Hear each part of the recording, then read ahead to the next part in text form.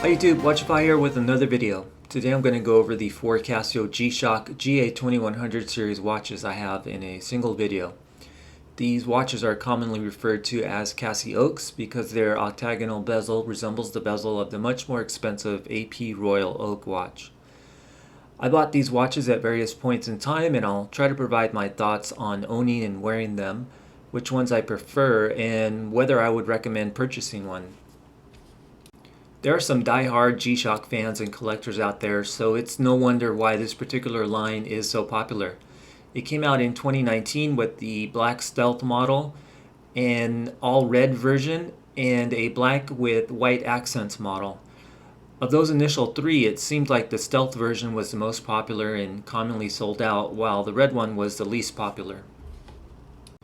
These watches are a departure from the typical G-Shock in that they're more wearable due to their relatively thin case. They have sort of become trendy fashion watches, and it looks like Casio's taking full advantage of the demand. Since the initial models were released, Casio has come out with a variety of colorways and has even recently released some metal-cased versions. The ones I have in order of my purchasing them are the all-gray GA-2100 ET8A, the transparent GA-2100 SKE7A, the stealth GA-2100 1A1, and finally the recently released all-white GA-2100 7A. Demand had been so high at times that it became hard to find one for sale at its $90 to $110 MSRP, and scalpers were selling them for much more than that. However, at the time of filming, availability looks good for most models. I'll go over what these models all have in common. They all have the same module 5611 inside them that has a stated accuracy of plus or minus 15 seconds a month and features the basics such as a stopwatch, countdown timer, alarm, perpetual calendar, world time, and an LED light. These watches use an SR726W battery that's rated to last 3 years with normal function use. These watches have analog hands but also a digital display. They all have what Casio calls its carbon core guard, which is an inner shell of carbon fiber reinforced resin that's supposed to offer similar shock resistance as large G-Shock watches, but with the benefit of being low profile and lighter in weight. These watches are water resistant to 200 meters, have 4 pushers, and resin straps. They have a flat regular mineral crystal covering the dial. Speaking of the dial, you can see the sword-shaped hour and minute hands. These hands are loomed, but the loom isn't that bright or long-lasting.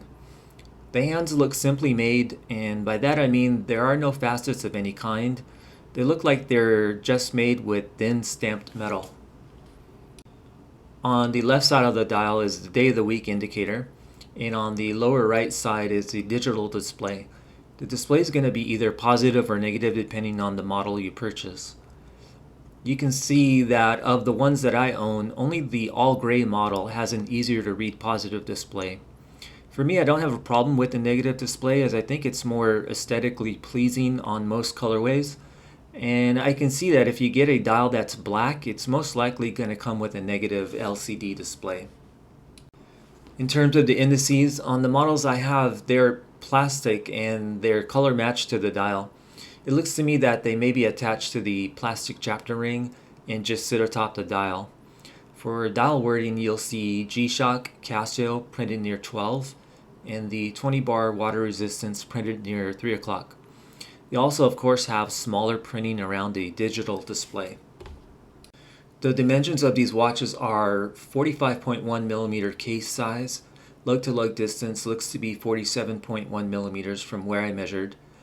Thickness is only 11.6 millimeters, and on my scale, the watch is weighed in between 50 and 52 grams. On wrist, the watch is comfortable for my 6 3/4 inch wrist and doesn't look overly large, even though it does have that 45 millimeter case size. The weight only being around 50 grams also adds to the comfort level.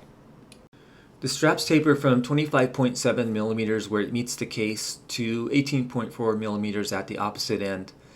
All the straps have 13 adjustment holes and are very flexible, but I feel that the transparent one is a bit less flexible than the others. The buckle on the gray and white models are plastic and just have the word Thailand stamped on the underside. The transparent version has a polished metal buckle, while the black stealth version has a brushed metal buckle. They both have Casio Thailand stamped on the underside. What's interesting to me is why Casio didn't go with a black plastic buckle for the stealth model to keep the overall blacked out look. I think I would have preferred they had done that. The straps all have a single resin keeper with a slotted opening on the top and underside of it. Finally, all the straps have an integrated quick release spring bar, which is a nice move on Casio's part. I feel that Casio could come out with custom straps that people would or could buy separately, and those might be popular if they were priced affordably. The case backs are stainless steel and are held down with 4 small Phillips screws. They're stamped with the carbon core guard logo and wording along with other information such as the module type, model name, water resistance, and that it has a Japanese movement and the watch is cased in Thailand. Also underneath the case, you can get a look at the carbon core guard itself, which is black in color. You'll find that there are 4 small screws located on the outside of the lugs that are holding down the watch face or bezel. Speaking of the bezel, they have the same wording of G-Shock near 12 and protection near 6, but the white and stealth models don't have any coloring inside the letters, so they're less noticeable. Of the models I own, only the gray one has a bezel that is slightly different in color than the rest of the watch, with it being a darker gray. These are great watches to own and pretty versatile in that it wouldn't look weird if you wore one with business casual attire. They're also relatively affordable, so I can see why some people would own multiple versions like me. I don't have any plans on buying any more, but I do really like the all-blue GA-2100 2A, but that model isn't available on the G-Shock USA website. I'm not really interested in the metal case versions that just came out either. Of the ones I own, I prefer the look of the all-black stealth model. Second, I'd say would be the transparent one, then the all-white one, and lastly the all-gray one. I thought I was going to like the all-gray and transparent ones more based on the online photos, but once on wrist I felt a little differently. The all-black one is my favorite because it just looks clean and simple, and it's my favorite even though it's the least legible. In terms of the all-white one, it takes some getting used to as it's not that common to wear a white watch, but I think it's somewhat subdued. And I like the stark contrast of the white case and strap against the all-black dial. I purchased all but one of these watches direct from the G-Shock USA website, but I think these may be sold in major department stores also. If you are in the USA and purchase from the G-Shock website, just be aware that Casio uses FedEx ground delivery, so it could take 10 business days or more for the watch to arrive. I think that'll be it for this video. Hopefully you found it interesting, and if you did, feel free to like, comment, or subscribe. I wanted to thank you for watching, and I hope to see you in another video.